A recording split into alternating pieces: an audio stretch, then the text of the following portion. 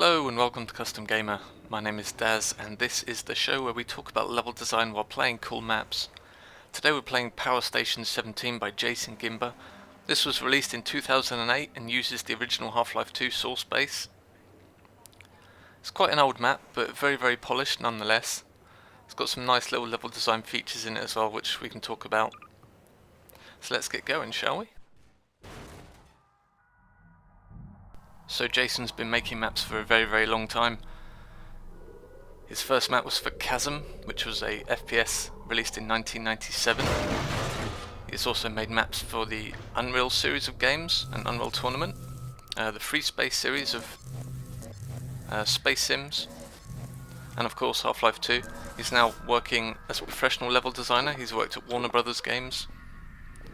He's worked at Sandblast Games on Evil Dead Regeneration and Destroy All Humans. So he's got a fairly decent portfolio behind him. This map does show that quality. The one thing I've really noticed, just from visually, is that the lighting in this map is really nice. It feels very soft, and there's some nice difference between light and dark in it as well. It's really nicely done.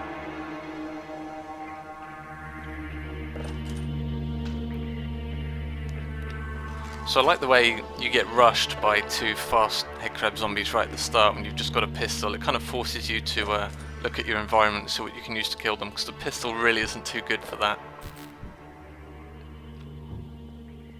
It just gets you into the mindset straight away of, you know, I can use the environment to my advantage by using the gravity gun.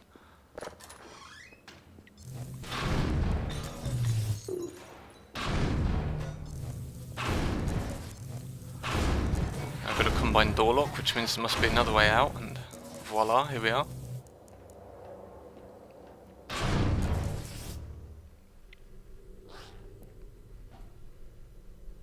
Again, the lighting here is really nice. You see what I mean about it being just very soft.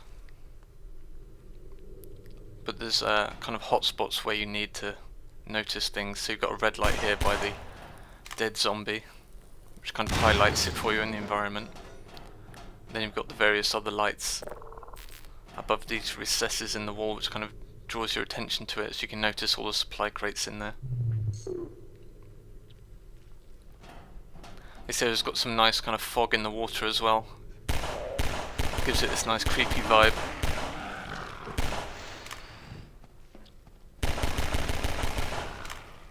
And I believe these zombies in here just keep on coming if you stay in this area. Didn't actually stick around to check, but that's what it felt like.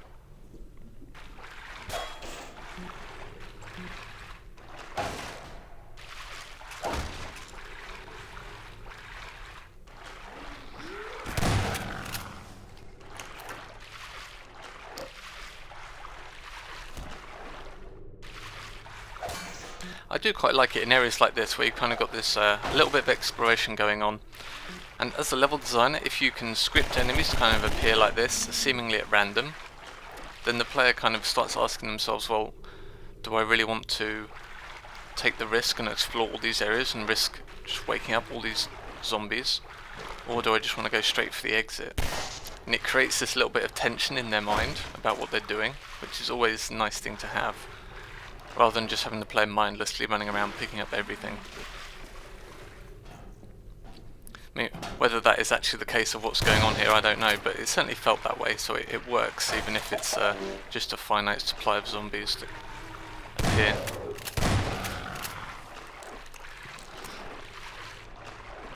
And again, you've got the other red light at the end here, which kind of draws your attention over to the other side of the room, gets you to notice the exit door here.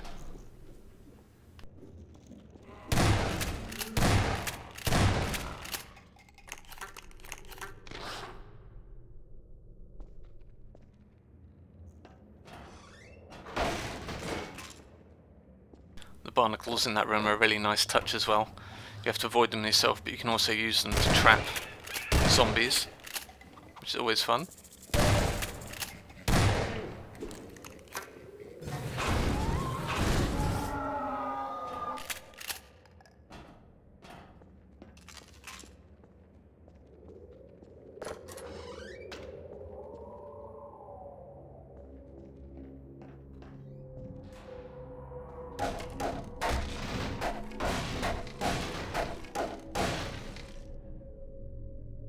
So again here you've got the red light kind of picked out in the environment, which draws the player's attention to the lift here.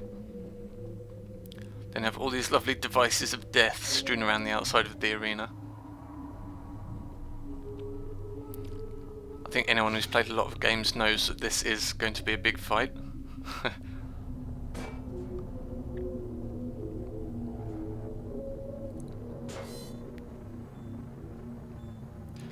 I was really happy when I saw the friendly combined turrets here. You don't really see them very much in custom maps. And they can be really fun to use because it's kind of, it's another player choicing. The player can put them wherever they like, however they see fit. So it's kind of like a point of divergence when you kind of tell stories to other people about maps you played or games you played. If everyone just did the same thing in every instance, it'd be kind of boring, but even with something as small as I put the turrets here and it did this, and then someone else put the turrets over there and it did that.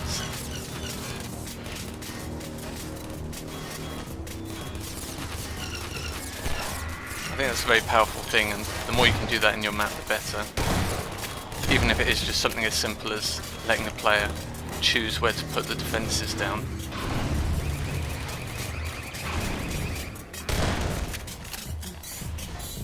I'm sure there's a fancy game design term for that, but it's not coming to me right now.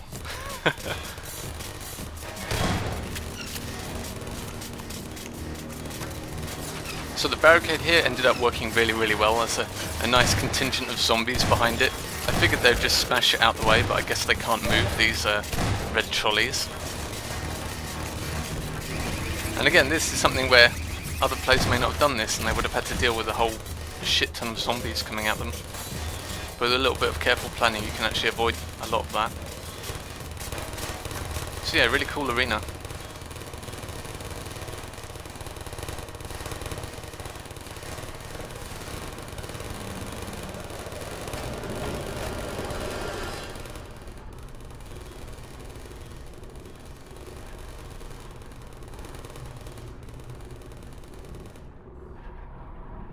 So now we get into the meat of the episode. So the storyline is that we have to deactivate a combine energy device, which is housed in a warehouse located along the shore somewhere. The story is fairly loose. It's just a case of turn this thing off, fight stuff along the way. There's no real story to speak of in terms of like characters or, you know, interaction with characters or anything like that. It's more just a case of environmental story where it's very obvious that the Combine have a power station here and you're going to destroy it.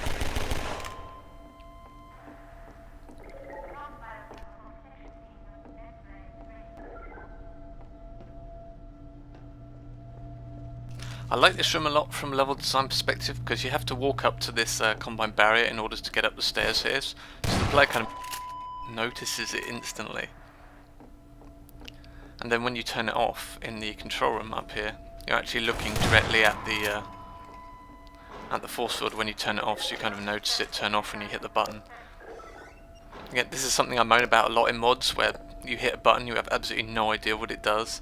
This is a great example of it done right, where the player has to walk right past this glowing force field in the environment, so they should notice it. And then when you press the button to deactivate it, you're looking directly at it.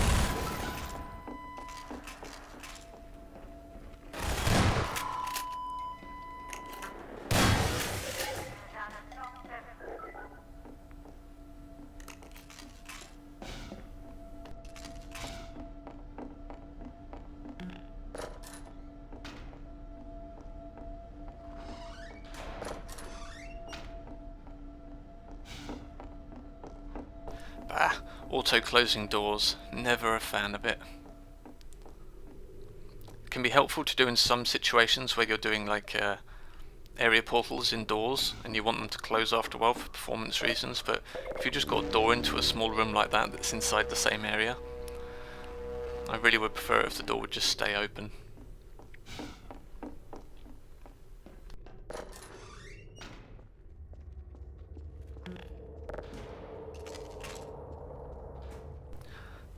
So this is where the map opens up a little bit now.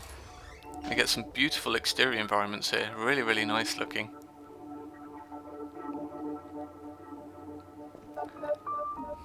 This is where the level gets its name, I guess.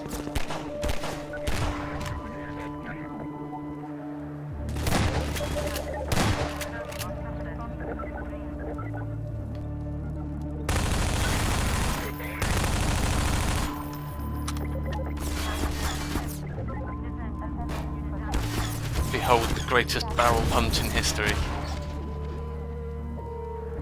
I was very happy with myself.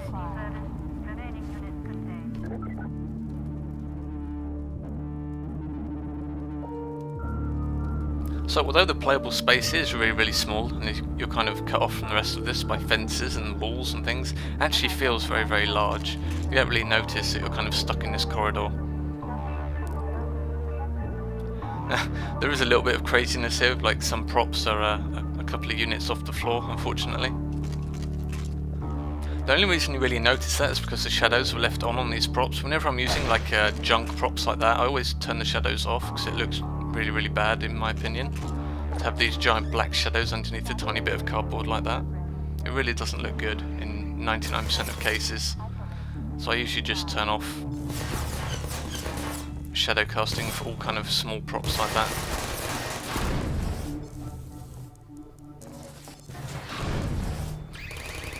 This is another area where I really like the lighting. So you kind of got this combined fill lights with kind of blue tinge, and then you've got the yellow lights of the facility, which kind of add a little bit of contrast to the blue. It's really, really nice looking.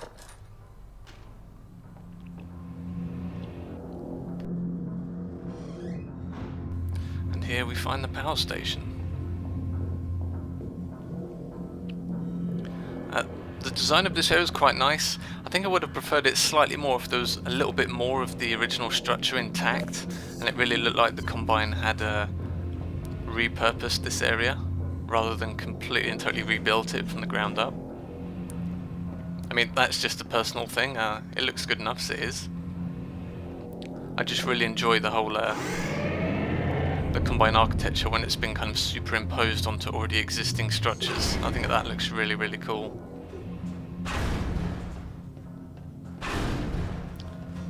This place feels like it could be inside the Citadel. There's like a little bit of corrugated iron, and that's about it. So there we are, we destroyed the power station.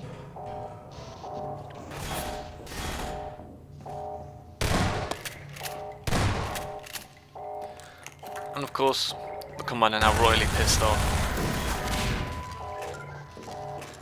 And this is a great example of doing backtracking really well. So players got to go back through a lot of the level they just came through, but it's completely different on the way back because you've got obviously all these new Combine soldiers are coming in, and the gameplay is different in these areas.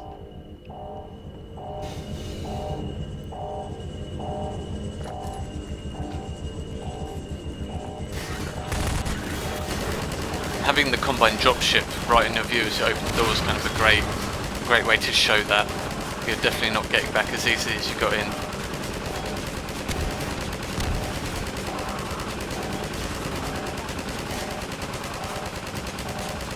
So you can use the turret here, it's completely optional of course, but it seems like the best way to deal with just, there's a lot of soldiers down there, you probably don't want to go in there with your assault rifle.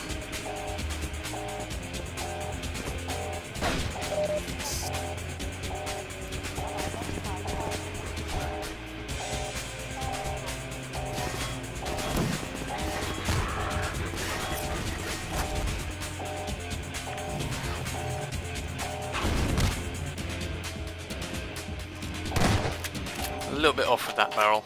I'm disappointed in myself.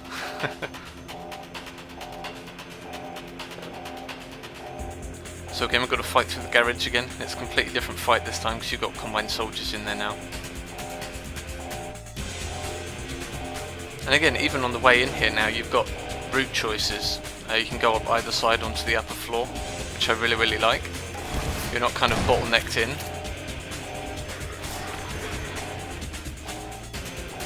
It's a great reuse of the space.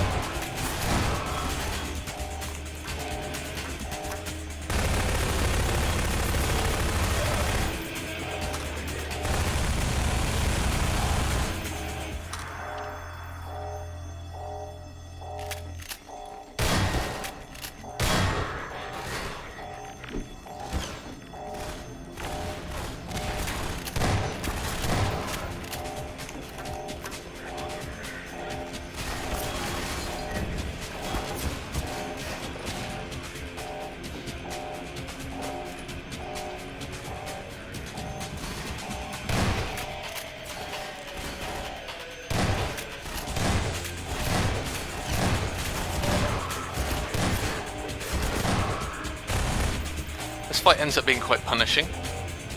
Just about got through here.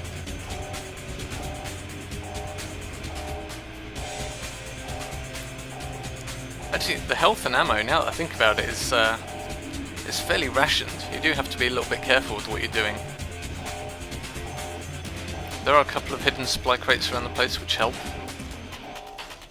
But generally, I feel that in a lot of custom maps there's a lot more kind of health and energy pickups that there are in this. And now that area's done. Now we get to the final arena. Now, the only thing I don't like about this is that the pacing feels a bit off. So you just had that huge fight in the warehouse, and then you're thrust almost immediately into a gunship battle with almost no rest period between. I would have liked just perhaps a short puzzle sequence, like just going through some back alleys behind the power station, perhaps doing a little puzzle or something to get through the area before getting to this area here. I think that would have been quite nice. But this arena itself, I really like. I like the fact that all the entrances into this area with the rocket launcher are barred, so you have this kind of panic moment of breaking through all these bars to get in before being shot by the gunship. And then you get the occasional Combine soldier running in as well. This area also looks beautiful, but you never really have a chance to admire it because you're so busy fighting the gunship. Again, that would have been a nice reason to have a small puzzle sequence before this fight, so you can just enjoy the environment a little bit as well. As it stands, you don't really get a choice. You just have to fight straight away.